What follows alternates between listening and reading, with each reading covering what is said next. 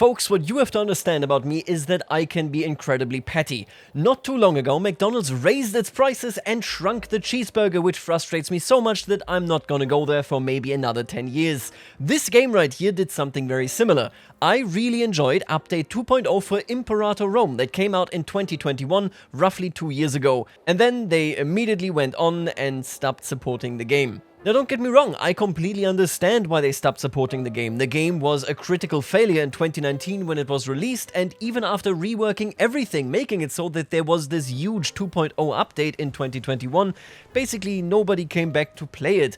But man, as much as I liked it, I was even more frustrated when they stopped support, and so I genuinely stopped playing this game for about 2 years. Oh, and I actually just looked it up. It's been 3 years, not 2 years.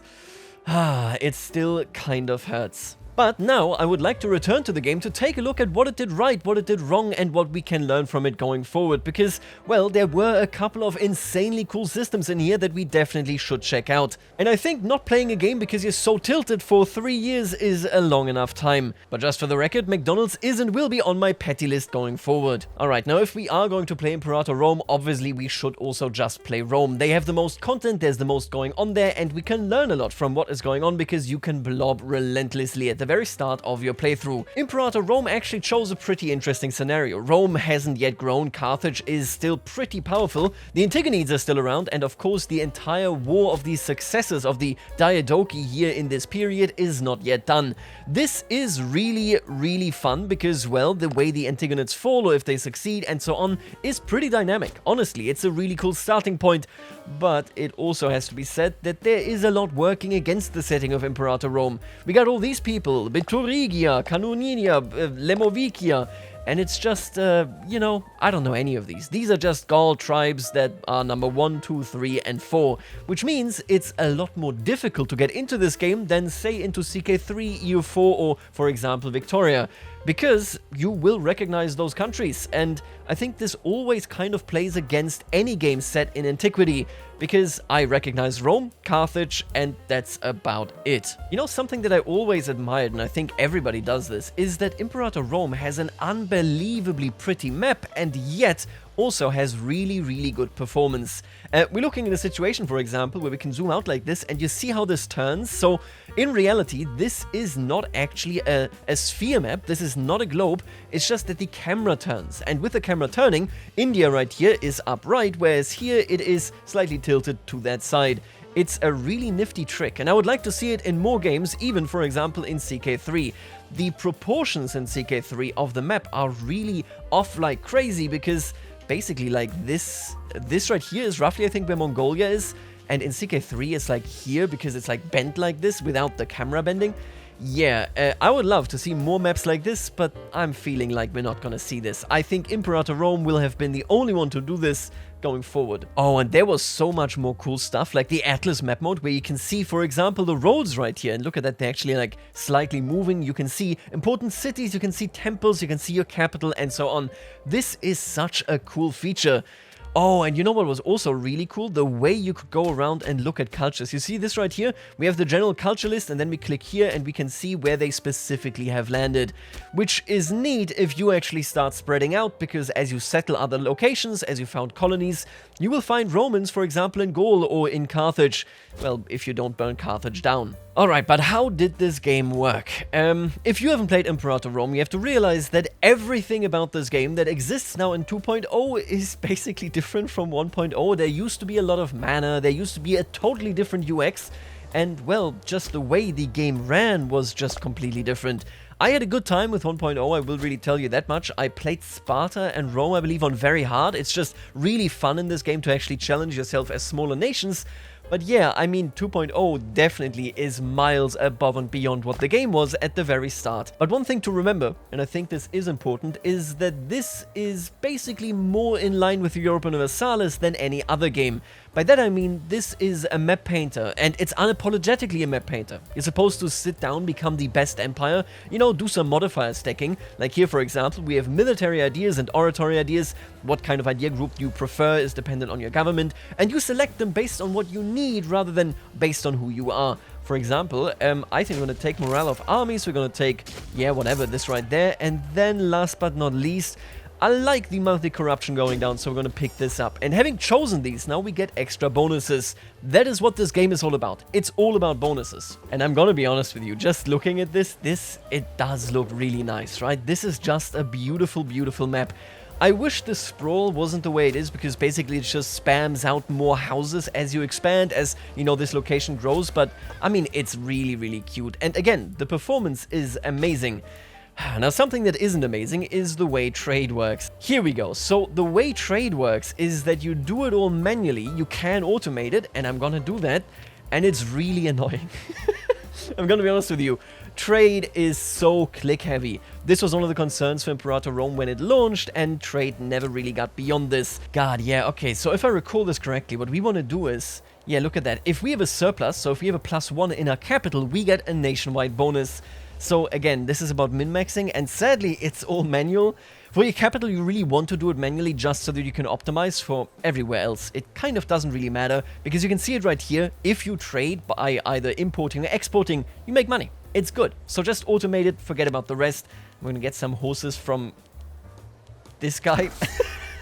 Who are any of these people, man? What I always liked is getting as much food as possible. You can see there's stuff for particular groups, but there's also just stuff to, for example, say I want national freeman happiness. And man, I'm already tired of trading. I'm not gonna lie to you, okay? This is not exciting, not thrilling gameplay. And oh man, the research system, I completely blocked that out of my mind, I'll be honest with you. If I recall this correctly, you accumulate research speed based on how many citizens and so on are generating research. And then whatever bar upgraded doesn't really matter, because you just get an innovation whenever they upgrade, and you can spend that anywhere. Which means if civic advances upgrades, I could invest that in martial advances. This is not immersive, it's not that great, and most importantly, if you don't know what is good, you have no clue what you're supposed to be going for. More often than not, you kind of just speed through stuff. I think you want professional training for the discipline. I think so anyway, so we're just gonna rush that here in one fell swoop. But other than that, honestly, I feel like this is the type of game where they kind of missed the mark with the research. It's really difficult to do research well, let's just be honest here, but you also just kind of speed through stuff that you really need. For example, I mean, what doesn't hurt is having capital import routes. That's always really nice, enables you to get more surpluses and so on, but in general, you're not gonna feel really immersed. Now, on the other hand, this right here is a weirdly odd strong suit. What I mean is that, in its essence, this isn't that great. They basically took over religion as it was in Europa Universalis Rome, a game that basically nobody played just because Grand Strategy was a much smaller niche back then. I played it, didn't understand it, and that is my full experience with the predecessor of Imperator Rome. What matters though is that this is the only game that in 2.0 actually understands how holy sites should be working. A million years ago, I covered this in a video. I said what CK3 can learn from Imperator Rome, and the most given comment, of course, under the video was absolutely nothing, the game sucks. But in reality, holy sites are really, really cool. You can see right here that we have inside of our realm 2 holy sites. That is Diana and that is Jupiter. And that is the essence that you need to understand when it comes to this topic. We can, at any given moment, found new holy sites, unless there is another one in the world already. In CK3, you wake up and you say, ah yes, the holy site of Nidaros and York. Why is that a holy site for the Germanic faith? I have no idea. Here, the answer is clear, because we are venerating a particular deity. We are venerating, for example, a particular person. I think in Alexandria, yep, this city is the holy site, I kid you not, and I absolutely love it, of Alexander the Great. Because in this game, you can deify rulers. Whew, man, I love this part. You can, of course, also, if you find holy sites that belong to other people, like, I think up here, yep, this is a druidic holy site, you can desecrate them, you can destroy them, you can make all the other druids angry. I absolutely adore the way they did this here. Maybe we even get to found a holy site, but I'm not too sure here. Because let's be real, what we really want to do is, of course, conquer. We are Rome, this is a map painter, we're going to build a society by taking over all others. I would also maybe really like it to pay Leith's ancestors a visit right here by taking Carthage. Now in this game, and I think this was added in like 1.4, 1.5, they have mission trees, and they are so goddamn cool. What I mean there is that you have some mission trees that are historically inspired, like for example Roman Italia. You open this and all of a sudden you will see, right, we got some stuff that we need to conquer, gets highlighted on the map, it's really convenient, and that is probably what I'm gonna do, so that I can then close out this mission tree and say Roman hegemony or maybe Italic citizenship, depending on what you go for.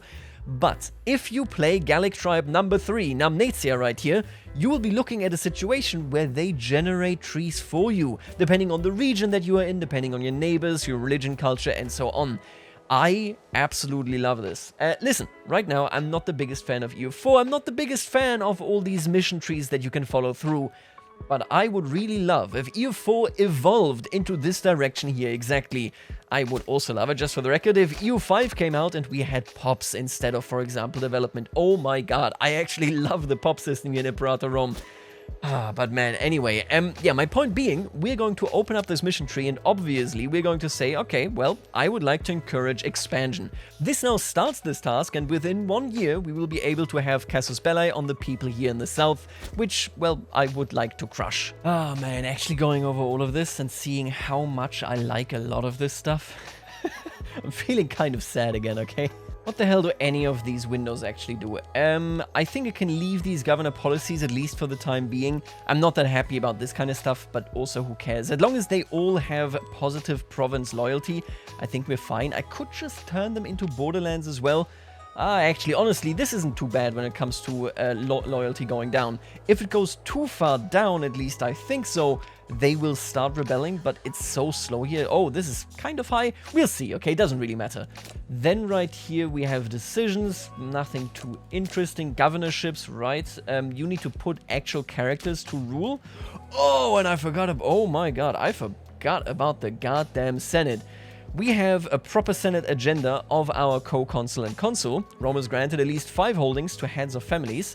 Then we have... Is this the same agenda? I think it's... Oh, so is this basically the agenda of the governing party? I feel like it is. Province fortifications in Latium. I think I can build that. Pass laws. Centuriate assembly. Okay, so if we do any of these, people will get more loyal, etc, etc. So I think we're gonna be doing that. What is it? Centuriate assembly. Yeah, okay, so, right, so what is actually going on here? Less than 51% Senate support, that's fine. When active, fabricate claim cost minus 50%. Ooh, okay, sure. We're gonna do that when the time is ripe. For the time being, let's just hand out some holdings. I mean, I don't really care. Just, hey, take these, okay, pal? You know, honestly, to this day, I'm not sure how I feel about the families. We got all these characters listed in their families right here. It's interesting, but I don't think it ever really lived up to, you know, what it wanted to be. Because, yeah, sure, all these characters are here, and it's kind of better than if they weren't here. But, well, first of all, they aren't the prettiest characters, they don't even move. So I think if you do have 3D characters, you either need to make them move, or you should stylize them so heavily that they barely look 3D at all. When I take a look at this guy, I mean, okay, so we got the leaders of the families, right? I think these are basically the only people that matter. I do like playing with it. I had that one playthrough that I did when, before 2.0 launched. I talked about this at length when it launched, I remember this. I was playing as Massilia, so this is the Greek colony right here that later on became Marseille, and it was so cool to have these families. But honestly, yeah, it's no CK3. Even in 2.0, it never fully made it there, I think. Oh, and look at these events. Honestly, this looks so nice. This UX rework that came with 2.0 is so good. This character card is so goddamn sleek. Ah, man, I really like the work done here. I mean, hey, I play a lot of Victoria 3. Victoria 3 struggles so much with UX, and I think they have a lot more information in that game compared to Imperator Rome, but oh my god, it feels good to take a look at this. Ah, and yeah, you can go directly there. Really cool stuff. Anyway, I'm obviously going to say we're going to beat up the Samnites because, well, I mean, that's kind of the whole point, right? All of these events come from the mission tree. We started this interaction, right, where it takes 365 days to encourage expansion, and then we're getting claims, and obviously I'm going to push for that. Oh man, but this was actually really interesting. They all had their personal schemes, and I think this already was a feature in Europa Universalis Rome. I might be wrong there, honestly. But yeah, take a look at that. He wants to hire a private army, which would make it so if he succeeds. Let me take a look at this. We'll gain 8 loyal veterans. And these veterans would give him more power base. And with that power base, if he becomes very disloyal, he might actually destroy the country by starting a civil war. There's a lot going on there, especially if we compare this to, again, the very comparable title of the Europa Universalis series. I like that kind of involvement, although it does feel odd that I need to keep track of all these characters, and then there's just so many characters that nobody cares about. But in general, I like this a lot compared to just some faceless rebels, for example. There's just something going on here where I know QF Quintus Fabius Rolianus is trying to overthrow the Republic. Alright, now let's take a look at passing that law that the Populares want. We already fulfilled what the Optimates wanted, so that's nice, nothing wrong with that. The Bonivont investment that we might be doing, but let's just ignore that for the time being. This right here, Centuriate Assembly. What are the other options? Monthly tyranny goes down, don't really care for it. Monthly political influence is not bad, but I do like fabricate claim cost down. I'm going to pass this, and it's going to cost us stability. Now, stability, if I recall correctly, makes it so. Primarily, yeah, there you go, that population happiness goes down. And the middle of the stability measure is 50. The higher you are, it's good. The lower you are, it's bad. So it's basically, if you take Europa Universalis 4's 3 plus to -3, right? It's like in that threshold. This is like this, except the 0 in EU4 would be 50 right here in Imperator Rome. It's not that different, it's basically just a different way to depict this. We did indeed succeed, and the Populares are very happy. I'm sorry, I just love these sheets. These are so well done. It's so easy to read, you know exactly what's going on, it's in theme. I think this might be my favorite UX. Alright, but UX, you schmecks, we're gonna go ahead now and of course use our new claims to declare some wars. Samnium should be a pretty easy target. They do have a truce. Oh, they don't have an ally. Normally, Samnium and Lucania are allied, I think at the very least, so now I can just destroy them without any trouble. Now, in the very early game, as Rome, we do not actually yet have any legions. We need to change our law, and to change that law, we actually need to be a bigger power. But I can raise our levies, and that should be good enough to completely eviscerate them right here. They got just 1, 2, yep, they got 3 forts actually, but we also have a bunch of allies. You can see them right here popping up right now. And yeah, we immediately caught them, and obviously they're gonna die. Battles in Imperator Rome were good. I don't think there's a lot to be said about it being negative. I do think that there's a lot of clutter in the late game. For example, if you do one of the Diadochi Wars, you will immediately flip territory you conquer rather than just occupying it, which also means the enemy does that, which means that if they have tiny little stacks just running around, yeah, it gets really annoying really quickly. But in general, this is one of the better systems, I feel. It's quite nice to use. Manpower is very transparent. It is sourced directly from your pops. So that is all very clear and logical. And you can actually automate. Oh my god. I wish we had this for CK3. Okay, we don't really need it, because in CK3 you don't have a million units, but ooh, I would use this so often. Independent operations, defend borders, carpet siege, reconnaissance, keep in reserve. I'm just gonna say carpet siege for both of them, right? Just do it. Have a good time, okay? I'm gonna ignore this from now on. Oh, and now it's coming back to me. Yeah, take a look at this. If you win with a particular general, 2 things, right? I think you can hold... Oh, there it is. You can hold a triumph. So if you succeed in a campaign and you want to strengthen a particular character, for example, make him the dictator sooner rather than later, you want to do these kind of things. And most importantly, look at that. There were 4 pops captured that have been distributed as slaves like this. 1 to Roma, 1 to Capua, 1 to Canusium, and 1 pop died. Yeah, he didn't get captured, but okay, that's a different thing. If I recall correctly, there's like a military tradition that makes slave capturing so good. Oh, let me check this here. Oh, dude, all these Roman ones are so goddamn good. It's all about sieging. It's all about heavy infantry. Yeah, there's a lot going on there. But I think the Britannic traditions, if I'm not wrong here, enslavement efficiency plus 5%. It's so good. Because you can get slaves very easily just by carpet sieging people. Oh man, you can build these mega cities. It's all coming back to me now. Yeah, wow. I actually like these military traditions, I think. How do we gain the currency that we need here? Military experience. Every month due to base, okay. Average cohort experience, tribunus militum, mercenary reliance, and war exhaustion. Right, that is how we gain them. So the more we fight, the more we'll obviously be able to get traditions.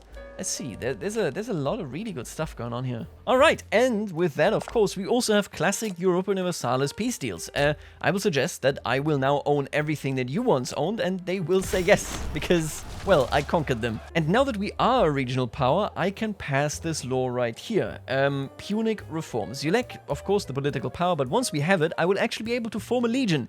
And oh my god, legions are so cool. What we have right here, just for the record, they are levies. These levies you actually get directly from these locations. I even think they are literally... Are they literally tied to pops? Wait a minute, I don't think so, right? I think they are just generated by how many... freemen you have right here, right? At least I think so. Oh, okay, and let me take a look at this. They had a lot of forts here. I think I want to tear at least some of them down because I don't really want to maintain that for no reason. We got this one in the north now, although I think these guys are friends. Yeah, they are. We don't really need it. Doesn't matter. It's fine. Other than that, I think just looking around, we're fine. And the next mission requires me to destroy the Apulians. There's the Lucanians. That's what I'm looking for. I just need to conquer you. Okay, I'm gonna build up a legion first, and then we'll conquer the Lucanians.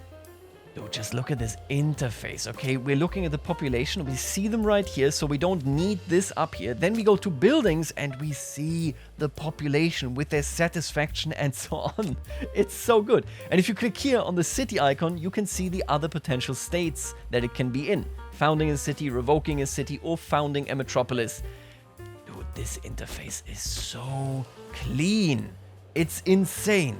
Currently, with our law, we can only get one legion and it has to be in our capital. So in Italia, look at that. As we have formed the Legio Italia, we now stand as a nation above others. Our glorious nation enters a new era of professional soldiers that will show no mercy to our enemies. Additionally, they will be able to forge a legacy of their own, and bravery or lack thereof shall determine its character. This now has the Primigenia. Take a look at that. The firstborn among the legions. This is the oldest and most venerable fighting unit that a soldier can be a part of. As you play the game and use these legions, and they win or they lose, they get different reputations. They can get good reputations, like we crushed, you know, our enemies there or there. Or they can get bad reputations. This is such a cool goddamn gameplay system. The entire history of what they did is tracked as well. Obviously you can split this, and these are the commanders that would take over if you have this in separate armies and so on. This is one of the coolest elements ever done. I am dead serious, just for the record. The way warfare is done here, I think there are negative sides about this as well. It can very, very easily become extremely micro-heavy. But oh my god, if you're gonna have a system like this, I think this is the way to go. Ooh, look at that. Yeah, we could desecrate this holy site of our own faith in our own country. I don't think so. What we're going to do is, we're going to march down there, we're going to let this army fill, and then we're going to war again. Now let me think about this, right? Research as a whole, like I said, it's kind of weird that you have all these points, but what actually matters, what you really need to micro here, is the research efficiency. Citizens and nobles, the two highest actual parts of your pops, they are the ones generating research points, which means currently we have a suboptimal relation. How do I go about changing that? I think what we want is probably social mobility, right? That's not... I mean, we are in Rome, doesn't really make any sense. We could do civilizational effort. Oh, and we are full. What do I do about this right now? So we have the full population capacity. I think if we build things, that will go up. Is that correct? Yes. It will at least go up indirectly because civilization value directly plays into this, and most of these actually upgrade our civilization value, which, yeah, okay, so that should indeed be doing just that. I do like build libraries here as well. If I'm not mistaken, you always want... Oh, aqueducts should be good for population, right? Oh, look at that. Population capacity +4. What I'm going to do is, I'm going to say, we shall now build, let's say, maybe a library, doesn't really hurt, and then I'm going to exchange our governor policy for social mobility, with the hope that this will lead to a situation where more people will become citizens, hopefully generating more points. The Antigonid cause wavers. Fortune is a fickle friend. What the hell? Oh. Okay, so... what is this? Oh no! I hope that they will fully fall apart eventually, because that is disgusting. The Seleucids got most of it right here, and then Egypt... Yeah, okay, that's a good chunk. They in particular actually got Cyprus. Good for them. Oh my god, and after conquering the south here, I was thinking, why am I so bad at this economy? It's not that complex. Why am I losing money? And the answer is that all the people I conquered had like 1 billion forts everywhere that I will never use again, because... why would I be using them again? I'm just gonna shut all this down. Gonna say, yep, just take these fortresses away from me. And let's call that a day. Jesus, that is a lot of money that I'm spending on a whole lot of nothing. Alright, and I think it is now time that we beat the hell out of the Etruscans. I think we have strong enough allies, and I have taken over the south basically entirely. Let's see what we can do here. You can see they are blobbing as well. Obviously, I'm just gonna full annex them. Oh, and what is this? We have a Carthaginian revolt. Oh, that is interesting. If we take a look at this, I think it is just this one location. Right, yeah, Carthage is only hostile to them. Shouldn't be that difficult for them. Oh, as I am conquering them, they actually conquered more territory that I will immediately take over. What is that symbol? Is that a different kind of fort? Is that a... Oh my god, yeah, that is a level 2 fort. Jesus, that's gonna take a while to siege, isn't it? Either way, that means I'm just gonna take more of northern Italy. Let's go. Easy clap. I have become a major power. I have destroyed Etruria. And I think, surely that means that I can press a couple of buttons here, right? There you go. I'm gonna name some random cities, the new locations that matter. Who cares? And there we are. I will say, I do not like how low my stability is. We really have to get that up. Our population happiness is very low because they're all suppressed. Don't worry about it, okay? Don't you worry about it. Now, this does mean that I can finish this mission. We did it. It's good. And now I can do the first provincia. This would be Corsica, Sardinia, and Sicily. This is Greece. This is Magna Graecia, which is like an internal mission. You can see right here, this would stabilize and grow their economy. I really love these. And then the Meta of Italia means that I think I can just finish it here in the north.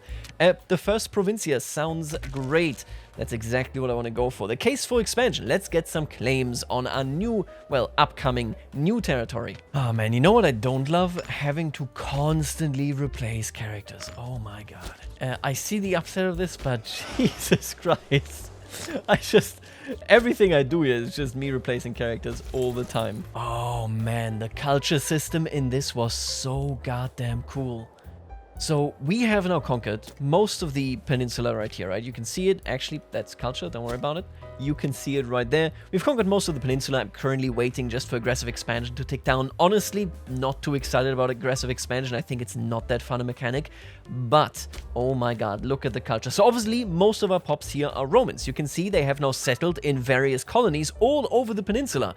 But we also have folks that aren't actually that accepted yet. Yes, the Etruscans are freemen, but that is also it. We could turn them into citizens, we could turn them into nobles, but that would make our main culture, the Romans, a lot less happy. If we just keep them where they are, they have to assimilate. Let's actually take a look at that, right? Are you assimilating? View pop info, demotion is happening. That is cultural assimilation. These folks are going to pick up Roman culture over time, meaning we don't have to integrate them. This, I think, is faster if they are close to a culture, or maybe it's the reverse thing, honestly, I don't recall. But the interesting thing here is, look at that, we can give them these individual rights that will destabilize us for some time, but make them a lot happier. I'm not sure whether I'm going to do any of these, but oh my god. And depending on their culture, they even generate different levies. I really, really like the levy system. That is incredible. And honestly, I really, really like this map. Take a look at that. I can highlight them all, and how fascinating is this that these folks, the Senonians, migrated down here and tried to live on our peninsula. Obviously, that's not gonna happen. But man, I love that. Oh my god. Etruria had this part of Corsica the whole time, and I just forgot about it. So, they just kept existing over here. Time to invade, okay? Listen, pal, it's over for you. You had a good run. I just forgot about him. Alright, and right before we now go to our last war against Carthage here, I would like to do something neat. And that something neat is to create a new holy site. How about we take a look at, let's say... honestly, none of these are that special here. You have the biggest population, I think, out of all of these. Okay, let's go ahead and turn this city into a holy site. Now, we are praying to Mars all the time, and if we dedicate a holy site, Mars' blessings will go even stronger. So, I'm gonna go ahead and say, yep, this is Mars' holy site now, and boom, look at that. All of a sudden, anybody that prays to Mars will indeed, be praying to our holy site right here. Ooh, and we have so much I can pump in there. Oh my god. Man, I'm gonna be honest with you, I love the way holy sites are done here. I would love to, for example, deposit this kind of stuff in, you know, let's say CK3. You build a cathedral, boom, you put a reliquary in there, and all of a sudden, people actually do pilgrimages to it. Please, I beg you, CK3 team, please, I need this. We all need this, okay? Anyway, time to beat up the Carthaginians. I think we're gonna win. Checking the ledger right here. We are one of the top naval powers. Carthage isn't even close, so we should be good on that end. I only have one legion. I can't really do much else, mostly because I can't change my law. That legion is massive at this point, but the rest will have to be doing levy fighting. I want to clear out you first, and then go for the rest of Sicily, and maybe siege down Carthage. We'll see how it goes, but I expect them to just kind of lose. Yep, and with that decision, all of a sudden we are at war. My allies aren't in this? Oh, okay. I didn't know that this wouldn't call in my allies. That's a weird mission. Anyway, let's go ahead. Maybe, you know what? I might just hire like a couple mercenaries down here, right? Oh, I have no money. Okay. Where the hell are the Carthaginians? Oh, they're fighting over here. Because, oh my god, and this is an imperial war? I don't like imperial wars. This means everything will instantly flip. Okay, time to put you into just doing these things automatically, because I am not microing that, okay? Yeah, you know what? I have genuinely no idea where the hell the Carthaginians are. They did win this war over here now, but it's not like they have many holdings right here. I'm gonna siege down Sicily. You can see it's going pretty speedily, and I have a huge navy right here. And I think we're just gonna go in for the killing blow. Oh, they're having a Carthaginian revolt. So, obviously, to me that means I can no longer siege you. I have to re-enter you. What the hell is happening? We got 2 wars going now. Is this also just an imperial? It is. Okay. Time to start these sieges anew, I guess. Alright. Okay. And now Carthage, here we come, I think. Their civil war ended, which is good for them. 32 ships, right? How are you doing in terms of military? Oh, you can actually see that? I did not realize that, I'll be honest with you. I assumed that we could basically see all of the information here. Either way, they don't have any more ships. They don't seem to be doing all that well. Let's invade their capital. I mean, what is the potential drawback here? Oh, and if we actually siege this down, we will also additionally get their entire navy to fight us. Alright, let's do it. It is actually insane just how anticlimactic this has been. I don't know where they are. I don't know how many troops they have. If they show up and beat me up, I would say, okay, that's better than nothing. But right now, I mean, there's just nothing happening here. I don't know what to say other than I think we will easily win this. I didn't have to get any levies. I didn't have to get any mercenaries. We're just sieging them down, and I mean, I see the entire navy, so hey, hello, your first legion right here. Now, I'm gonna be honest with you, Leith, please do forgive me, but take everything of value, every single inch. And since this is an imperial war, I just own Carthage now. And there we have it. This is my very first naval battle right here, and I mean, we should easily win this. Oh wow, that was way easier than I thought it would be. They're just getting completely eviscerated here. Let's take a look at this. They have plenty of folks surviving. We didn't actually capture any. Oh, that sucks. I thought we would be capturing some ships here. Well, let's beat up the Carthaginians a bit more, I guess. And this is the very first battle of this war that is a serious battle, because this is their legion. I don't know. Am I like playing on easy or something? I don't think I am. Well, goddamn, I just checked. We are playing on normal difficulty, and yet, I mean, what the hell is this? This is all you have? Are you serious? Come on, Carthage. Well, listen, with this art state, I think this is as good a time as any to say, let's call it a day, because I'm pretty sure Carthage is done for. They're not gonna recover from whatever the hell they got going on there. They are so much smaller now, and I think we even have become a major power. I'm gonna be honest with you, this game was incredibly fun, but I'm really surprised by how much easier just defeating Carthage was. I don't know what's up with that. Maybe I will give the Imperator Rome mod that keeps this alive. I believe it is called Invictus a shot. But my god, I gotta be honest with you, this was a blast from the past, and I'm happy that I can play this game again after being that frustrated with it for a good 3 years. Folks, I will see you later, alligator.